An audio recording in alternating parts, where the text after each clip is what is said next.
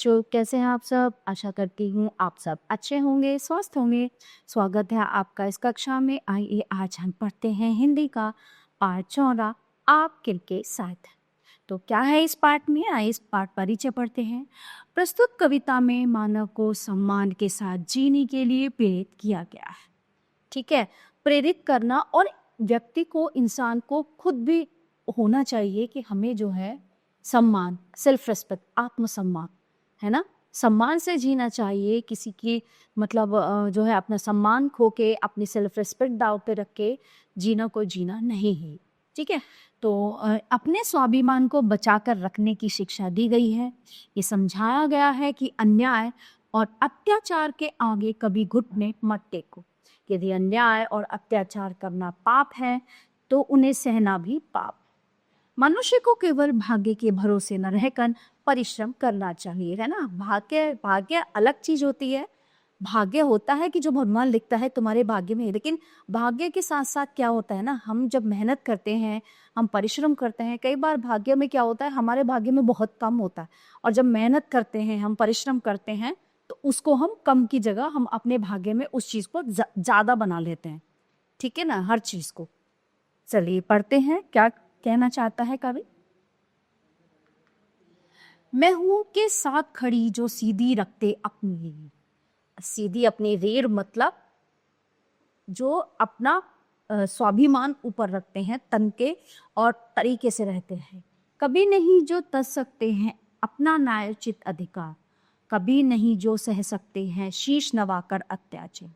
एक अकेले हो या उनके साथ खड़ी वो भारी भीड़। मैं हूं उनके साथ खड़ी जो सीती रखते अपनी रीढ़।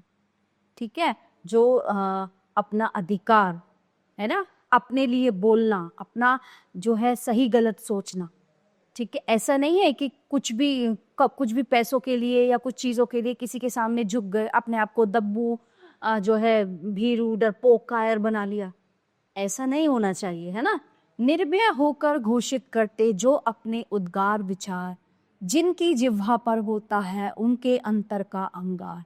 नहीं जिन्हें चुप कर सकती है आतताइयों की शमशीर। मैं हूं उनके साथ खड़ी जो सीधी रखते अपनी। ठीक है, जो बिना डरे अपना काम करते हैं, अपने विचार उजागर करते हैं, सबके सामने अपने विचारों को रखते हैं बिना डरे, है ना। जिनकी जिह्वा पर अंगार, अंतरंगार, यानी कि एक कड़क, एक सच्चाई होती है जिनकी जिह्वा पर, है ना। और मैं हूं सीधी मतलब तुम्हें कोई भी कायर या कोई भी लालची या बेकार आदमी तुम्हें चुप नहीं करा सकता। तुम सच्चे हो, तुम अच्छे हो, और तुम्हारा जो है आत्मसम्मान बहुत तुम्हारे लिए सर्वोपरि है, तो तुम बोलते हुए भी अच्छे लगते। नहीं झुका करते जो दुनिया से करने को समझौता। ऊंचे से ऊंचे सपनों को देते रहते जो न्योता।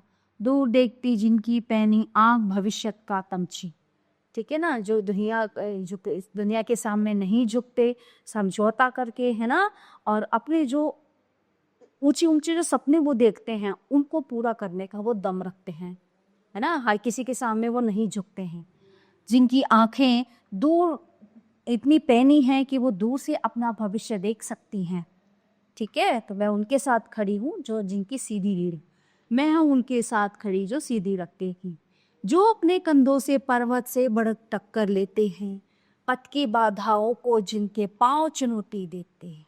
जिनको बांध नहीं सकती है लोहे की बेड़ी जंजीर। मैं हूं उनके साथ खड़ी जो सीधी रखते अपनी रीढ़ की। जो अपने कंधों से पर्वत से टक्कर लेते हैं, पथ की बाधाओं को जिनके पांव चुनौती देते हैं। तो कहने का पर्वत मतलब ये नहीं है कि पहाड़ उठा लेना, नहीं। मुश्किलों से मुश्किलों भरी जो चीजें हैं, है ना, आपका रास्ता मुश्किलों से भरा हुआ है, बहुत कटीला है, बहुत पथरीला है, और आप फिर भी बढ़ते चले जा रहे हैं हिम्मत से, साहस से, मेहनत से। ठीक है, तो अपने जितने भी सपने हैं उनको आप लेके बढ़ते चले जा रहे हैं। जिनको कोई भी लोहे की बेड़ी या जंजीर नहीं बांध सकती, जिनके कदम, चलते हुए कदमों को कोई जंजीर नहीं बांध सकती, तो मैं हमेशा उनके साथ खड़ी हूं जो हमेशा सीधे होकर तन कर चलते। जिनको ये अवकाश नहीं देखे कब तारे अनुकूल। जिनको ये परवाह नहीं कब तक भद्रा कब त्रिशूल।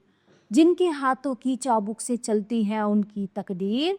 मैं हूँ उनके साथ खड़ी जो सीधे रखते अपने, यानी कि जिनको जो है कोई ये नहीं सोच, मतलब जो व्यक्ति अपने ग्रह दशा नक्षत्र तारे ये सोचता कि जब वो मेरे अनुकूल होंगे तब मैं कुछ करूंगा, अपनी मेहनत से परिश्रम से अपने जज्बे से क्या करते हैं, वो अपने ग्रह नक्षत्र भी बदल लेते हैं, है ना।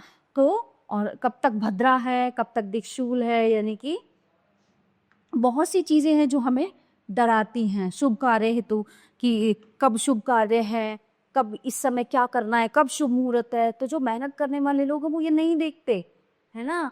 और जिनके हाथों की चाबुक से, जिनके हाथों की मेहनत से, जो अपने ही हाथों से अपनी तकदीर लिखते हैं, अपना नसीब लिखते हैं, किससे, अपनी मेहनत से, ठीक है। तो मैं उनके साथ खड़ी हूँ जो तन कर चलते हैं।